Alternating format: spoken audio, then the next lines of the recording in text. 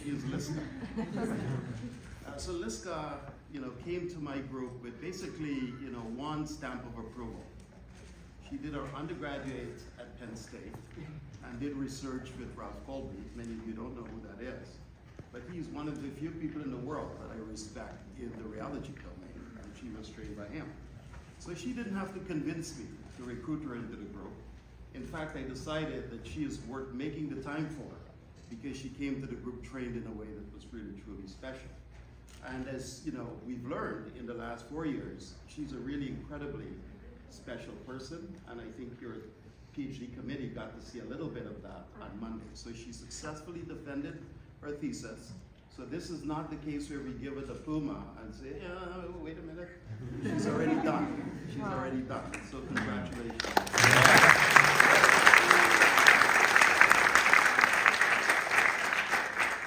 So let me talk a little bit about the science. And in fact, the theme that connects the 3 students I'm going to introduce today is actually transport phenomena, interfaces in batteries. And Liska's work is about solid-state batteries, and so many of you probably heard about solid-state batteries and so on. And I think there's a common misconception of how batteries are designed. So people know that batteries have electrodes, anode, cathodes, and usually they think there's a really nice block of something in between that we call an electrolyte. In a solid-state battery, that thing in the middle is solid. The trouble is that when you put 2 solids together, they never make conformal contact.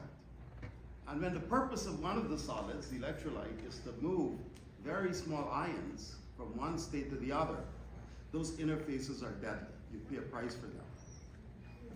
And so Liska, along with a postdoc in my group, had the brilliant notion, why not create the solid from a liquid inside the battery cell, which is already pretty brilliant.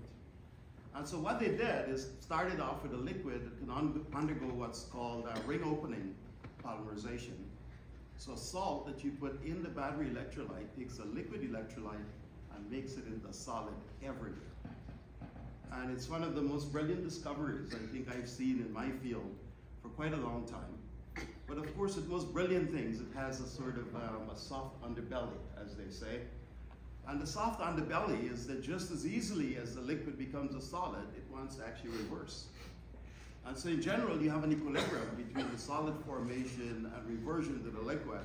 And Liska's challenge was, how do you overcome that in a battery cell? And so she did 2 really clever things. So one is she designed these big particles that essentially provide reinforcement to the suspension of solid and liquid, but also provide ions in the battery to create what are called anode-free batteries that I think right now are among the best in class in terms of performance. But she didn't stop there. In fact, I didn't let you stop there. We wanted to know, is there something we can do fundamentally to alter the reversibility of that liquid-solid transition? In other words, keep it in the solid state. And Liska did lots of really cool things, but I think the approach that worked is actually borrowed from copolymerization, where you essentially anchor the solid. So once a solid forms, you kind of grab it and keep it in place, and it remains a solid. Congratulations.